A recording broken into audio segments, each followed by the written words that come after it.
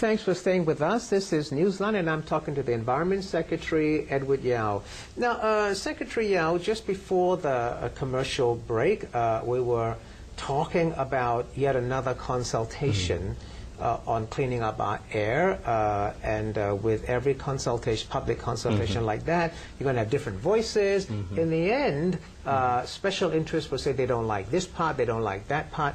Are you, as the Environment Secretary, representing the government of Hong Kong, wanting to clean up Hong Kong's air, which everybody agrees needs to be cleaned up, are you going to, after this consultation, accept a much watered-down plan because of special interest? No or will way. you say, no, we're not going to do it? No we're going way. to stick No to way. our tough standards. No way. I think, Michael, let's look at the fact. I mentioned about WHO guidelines issued actually in 2006, and we've spoken as 96. Actually, as recent as 2006. WHO standards cover 7 pollutants. What we are proposing in this document is to benchmark against WHO standards. Actually, the proposal we set out are all within the WHO parameters.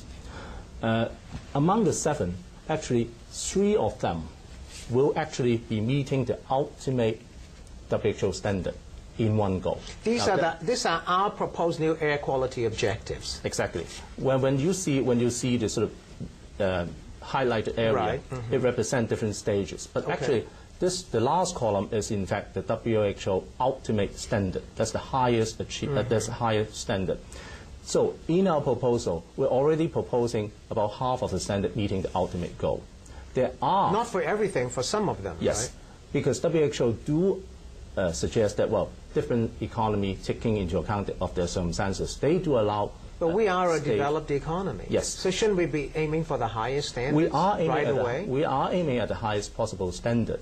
And actually, our standard in our consultation document, we have also set out in another chart showing that Hong Kong's proposed air quality standards were grossly comparable to that of the EU, and in certain areas. To the EU. Exactly, exactly. So there is. But not in everything, only in some of the things. In most of the things, we are actually the proposed AQO that we are consulting the public come very close to that of the EU. But okay, that's fine. You can put that in a chart, Mr. Yao. But if you go to any EU city, I don't know that those EU cities would have worse air pollution than here.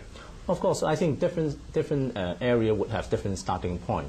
The fact that Hong Kong, as a place so close to the Pearl River Delta, where industrial pollution is still a major problem, I think that's the reality we are facing. Take sulfur dioxide as example.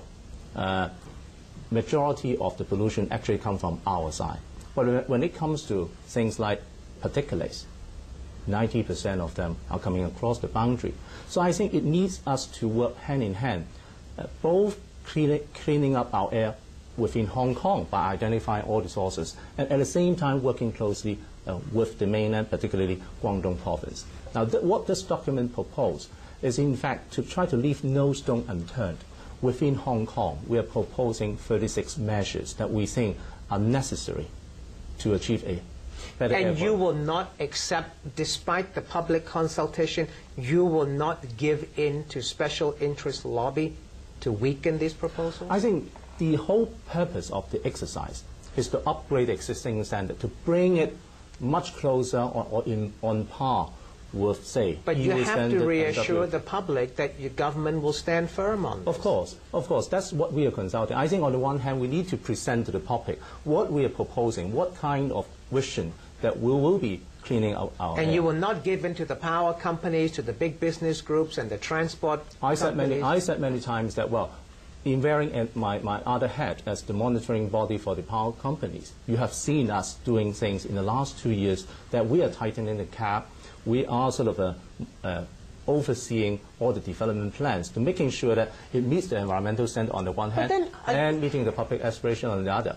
But, Michael, there are also public debates on in what way and in what pace we should sort of introduce measures. And take the bus route rationalization example.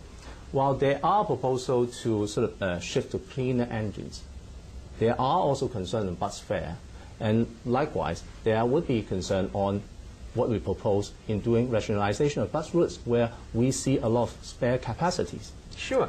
But, this is the point you just said. I was going to put to you, if you say you're going to stand firm, you're going to stare down the power companies, you're going to face these guys down and say, we're going to clean up our air. If you're going to do that, and you just said you will, why have the consultation, number one? Number two, if you have the consultation, the critics are saying, there is no timetable for you to do the things you want to do. The WHO standards you aspire to do are the 2006 standards, right? 2006 standards, right? No. They're proposing for the future. Okay, for the future.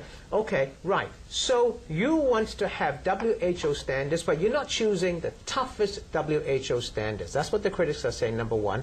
And number two, this consultation doesn't say we want to do it year this, year that, maybe year 2012 or 2015 or whatever it is. You're leaving it open-ended. So the special interests will say, let's delay it for as long as possible, like we saw with the plastic bags. No, well, the plastic bag levy has been introduced after a long time. Yes, and credit goes We still haven't got the idling engine laws. Credit goes to the community who support us in action. Now,